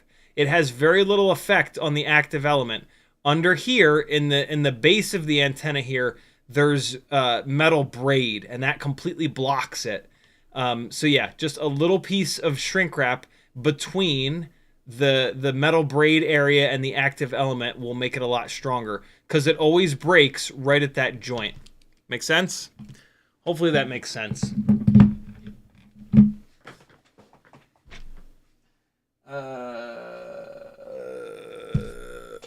Antennas, bro. Wooden props, thank you again, man. The Enzo the Terrible says, you don't use a cap even on your 6S? I do. Yeah, I was talking about small stuff. 6S rigs, even 4S rigs. Look, if there's a space to put a capacitor, put a capacitor. On a 1S Tiny Whoop, there really isn't. There's really not a good space to put... you could totally jam it up into that canopy, but it's a pain in the ass. Anything like 3S, 4S, definitely 6S stuff, put a capacitor. Any kind of like a traditional drone, put a capacitor. There's plenty of space in here to put a capacitor. It's never going to hurt the situation, and there's almost always a little bit of extra noise that it might help with. Yeah, capacitors are great. But on these really tight builds where we're trying to save every possible gram, yeah, don't run one. Afiel says, what preset do you recommend for a 75mm 2S HD build in Betaflight? None. I don't recommend any of the presets. Well, if it's a BMI gyro, if the AIO has a BMI gyro on it, I do recommend... Brandon's Baked Beans has a very cool filtering setup, which I am dropping into the chat right now. So there you go. There's Brandon's filtering profiles. But yeah, other than that, if it's not a BMI 270 gyro, I don't recommend that you run presets. The presets are designed for a very specific build that is different from your build. And so immediately, most of the presets are not going to work all that well. The stock Betaflight setup is fantastic. And if you build with half-decent components, and if you put it together the right way, the stock settings should be absolutely fine. So be really careful with those presets. A lot of the presets are extra aggressive, and that can blow the rig up. That can lead to the rig flying away. Just build it and see how it flies. And it's probably going to fly really good if you chose good components, and then just enjoy it. No reason to overthink it with all different presets, unless you're on a BMI 270. JB Engineering says, I'm looking for a set of 802 19,500 or higher KV. There's tons of them, brother. Weebleed, tinywhoop.com, any of the main resellers. Yeah, that's easy. They're all over the place. Cold Power says, the mechanical advantage of a wide motor bell cannot be understated. Oh, boy. So we used to talk a lot about wider motors having more mechanical torque, which they do. But as Chris Rosser proved, the advantage in mechanical torque of a wider motor bell is almost completely eaten up by the disadvantage of putting the heaviest part of the motor, the magnets, farther out. And so you like these, like Stan FPV made a super wide motor. It was like 2604, I think. And it was a disaster. It was just way, way, way, way, way too wide. And so there's a limit, and yeah, just making motors wider and wider and wider is not the answer. It's all about this ratio. And basically the ratio that you want to stay within is on the low end, 3:1, and then on the high end, 5:1. So like that's why 2004s are so popular, right? 4, 8, 12, 16, 18, close to 20. 2104, 2005. These are some of the wider motors that you'll see. But yeah, anywhere from like 3:1 to 4:1, or even 5:1, or even in some cases 6:1. That's where you want to be. And the less wide, the better the flight performance can potentially be, because the motor is a lot lighter and the response time is a lot lighter. But if you go too narrow, then it might get too hot, and then the flight performance goes to hell. So like if you've got a really narrow motor, it's going to get too hot and it's going to suck. And then so it's going to get better, and then worse. So you got to find that sweet spot. And that sweet spot is completely different for every single different craft and every single different pilot. If you fly really fast, you're asking a lot of the motor, and that creates a lot of motor heat. And so a wider motor is going to be better for you because you are using more throttle and putting more heat into the motor. For somebody that flies slower, they can get away with a smaller motor. For a build that's lighter weight, you can get away with a narrower motor. For a build that's really heavy and fat, you want a wider motor because everything you do has to pick up that extra weight, and that creates more heat because it eats more power, right? And so there's this convergence that happens. And so this is why there's no such thing as best. There's just different. And if you hang around here for a while, you'll learn this stuff, right? Like even if you're new here and you're not picking all of this up tonight, come on back Sunday at 3 p.m. We'll talk about some of this stuff again. Come back Monday night at 10. Come back Wednesday night at 10. If I say, like, I tend to explain this stuff a little bit differently each time. So two things will happen. Repetition will happen. You'll hear me explain it, and like today you understand 20% of it. Next time you'll understand 30%. Next time you'll understand 40%. Also, I'll explain it in a different way, and all of a sudden you'll be like, oh, that makes sense for my brain, and now you get it. So stick around. Watch a bunch of these live streams. You'll start to understand this stuff, and you'll figure out how to build a rig that fits your specific needs perfectly and flies the best for you. That is kind of the biggest... that's why I started doing this, and that's what keeps me excited about continuing to do this, is the community of people and the number of people that have been able to understand that together we have learned these really confusing concepts in FPV. And yeah, I did not start these live streams with any intention whatsoever of monetizing them. It was just, I've spent years and years and years figuring this shit out the hard way and the expensive way. I'll be goddamned if everybody else has to do that. How can I get this out to as many people as possible?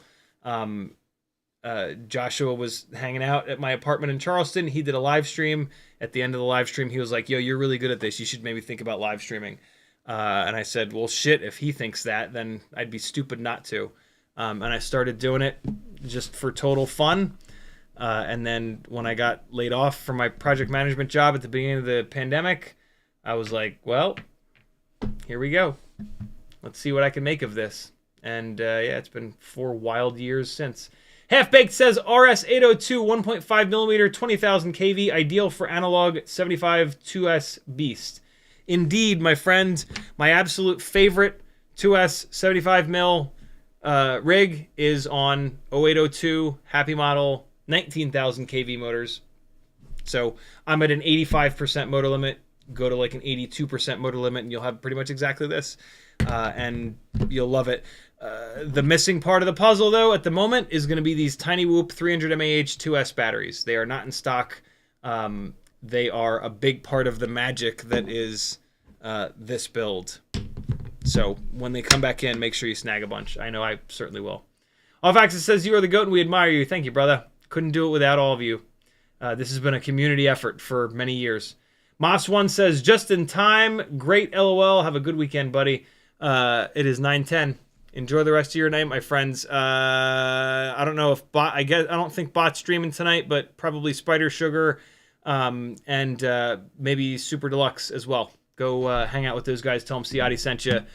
And CiottiFPV.com is my site where you can support me. I'm crowdfunded. Help me keep doing this forever. Join my Patreon. Do it. Makes a huge difference. Here's some more flying from the gig yesterday. I didn't get to dive into this rig, but it's a fucking broken battery lead. Would you really have learned anything? I'll fix it on my time.